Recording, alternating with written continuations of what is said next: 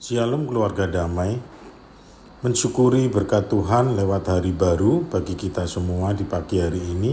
Marilah kita membekali hidup keseharian kita dengan firman Tuhan yang akan kita renungkan lewat sapaan damai sejahtera. Mari kita mengalasinya dalam doa. Tuhan, kami bersyukur atas kasih karunia-Mu bagi kehidupan kami. Kami mohon hikmat dan penyertaan-Mu di hari ini. Biarlah firman-Mu menjadi dasar kehidupan kami. Dalam nama Yesus kami berdoa. Amin. Sapaan damai sejahtera pagi ini mengulas tentang pelayanan pastoral sebagai pengalaman sehari-hari, sebagai wujud kita untuk meneladani kehidupan Yesus bagi orang-orang di sekitarnya saat Dia hidup, sampai pada kita dan umat-Nya hingga saat ini. Firman Tuhan yang mendasari Samas pagi ini diambil dari 1 Petrus 5 ayat 2 dan 3 yang berbunyi demikian. Gembalakanlah kawanan domba Allah yang ada padamu, jangan dengan paksa, tetapi dengan sukarela sesuai dengan kehendak Allah, dan jangan karena mau mencari keuntungan, tetapi dengan pengabdian diri. Firman Tuhan tersebut mengajarkan kepada kita bagaimana pelayanan pastoral harus dilakukan, yaitu yang pertama, pelayanan pastoral adalah perintah dan kehendak Allah sebagai wujud dari penggembalaan bagi orang-orang terdekat di sekitar kita sebagai bagian dari kawanan domba Allah yang ada padamu. Yang kedua, pelayanan pastoral atau penggembalaan haruslah dilakukan dengan sukarela, jangan dengan paksa. Yang ketiga, pelayanan ini harus dilakukan dengan tulus dan tanpa pamrih, bukan karena mau mencari keuntungan, dan dengan pengabdian diri yang bisa diartikan dengan dilakukan penuh kesetiaan, kerendahan hati, dan tanpa pujian sekalipun. Keluarga damai yang dikasihi Tuhan, contoh pengalaman untuk pelayanan pastoral yang nyata, yang membekas dalam kehidupan saya, berasal dari pengalaman yang dilakukan oleh ibu saya sendiri, ibu saya yang tercinta di masa hidupnya. Ketika itu saya masih di bangku SMA dan hidup bersama orang tua di kota kelahiran saya. Ada dua hal yang begitu membekas jelas di ingatan saya, bagaimana ibu saya melakukan pelayanan pastoral saat itu yang begitu tulus. Tindakan ibu melakukan pelayanan pastoral ini sesuai dengan firman Tuhan yang dia pahami dan diyakininya. Dia mengimani bahwa itu baik untuk dilakukan dan dia ingin meneladani Yesus sehingga dia melakukannya.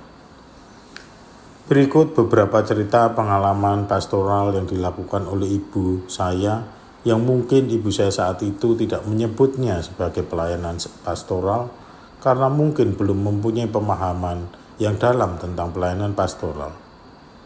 Tetapi ibu saya melakukannya atas hati nurani dan juga hikmat dari Tuhan yang menggerakkannya.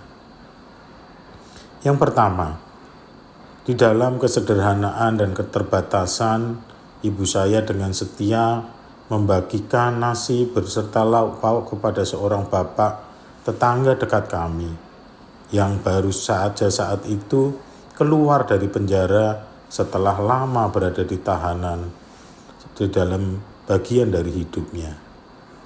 Setiap hari bapak itu datang dengan membawa rantang untuk mengambil makanan bagiannya yang harus dia makan karena dia tidak mendapatkannya dari keluarganya lagi.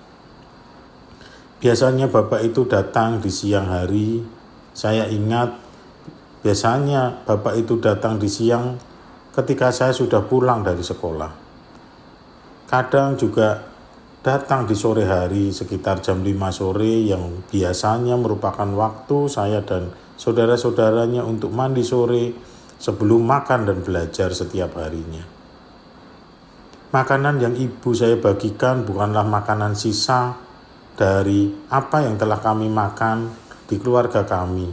Namun yang kami bagikan itu adalah makanan yang disiapkan dan disisihkan ibu saya khusus untuk bapak itu. Dan nasi dan lauknya pun bahkan kadang sama dengan apa yang kami makan di hari itu. Seringkali ibu meminta saya mengambilkan untuk bapak itu, sehingga ingatan ini terberkas jelas. Seingat saya, nasi di rantang itu masih hangat dan terasa di tangan saya. Pengalaman ini menunjukkan bahwa ibu saya juga ingin mengajarkan dan membagikan bahwa pelayanan pastoral sesederhana apapun bisa dilakukan sebagai wujud kasih kita orang Kristen kepada sesama. Hal ini dilakukan bukan dalam 1 dan 2 hari saja kesetiaan ibu melakukan hal ini, tetapi ibu saya melakukannya setiap hari selama beberapa tahun, hingga akhirnya bapak itu meninggal karena usia dan sakitnya. Sungguh pelayanan dilakukan dengan penuh kesederhanaan hati, tulus dan tidak mencari keuntungan ini. Di dalam peristiwa itu merupakan wujud hikmat dari Tuhan. Tidak banyak orang tahu karena dilakukan secara pribadi dan tidak ada mata yang melihat, tapi dilakukan dengan setia. Yang kedua, dibimbing oleh sepasang suami istri yang merupakan hamba Tuhan. Ibu bersama saudara-saudaranya, bude dan tante saya memotori pemahaman Alkitab bagi keluarga-keluarga di kampung saya. Hal itu dilakukan setiap Senin sore hingga malam hari di pendopo rumah tante saya yang cukup besar. Saya ingat karena saya sering juga berada di sekitar situ. Semakin lama semakin banyak orang yang datang bergabung untuk mengikuti PA itu, termasuk beberapa keluarga yang tadinya belum bergereja. Sebagai hasil dari kesetiaan pelayanan pengajaran itu, banyak keluarga berubah setia sebagai keluarga Kristen dan rindu beribadah rutin di gereja. Hal yang menarik, kelompok itu kadang membuat perayaan Natal sederhana bersama-sama dan menyanyikan puji-pujian bersama. Dan mereka sering membawakan lagu rohani campur sari yang diambil dari ayat-ayat Alkitab yang dikarang bersama-sama oleh beberapa anggota di kelompok itu. Saudara-saudara terkasih dalam Tuhan Yesus, pelayanan pastoral sesuai kehendak Allah begitu mulia dan seperti yang dicontohkan oleh Yesus dalam beberapa peristiwa di Alkitab.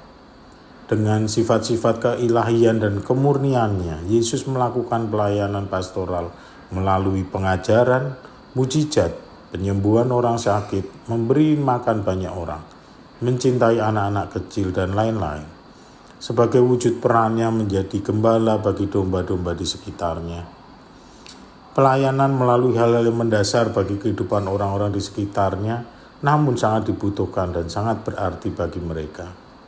Dimulai dari orang-orang di sekitar membutuhkan, tidak perlu mencari orang-orang di tempat yang jauh, tapi makna dari pelayanannya bisa menjadi kabar baik bagi orang-orang hingga di tempat terjauh sekalipun. Yesus bisa melakukannya dengan sempurna karena sifat keilahiannya. Namun sebaliknya sifat kemanusiaannya memampukan dia merasakan dan peka pada kebutuhan orang-orang di sekitarnya. Yesus juga merasakan lapar dan sakit, dingin dan panas, sehingga dia memaknai hal itu sebagai kebutuhan semua orang terdekatnya.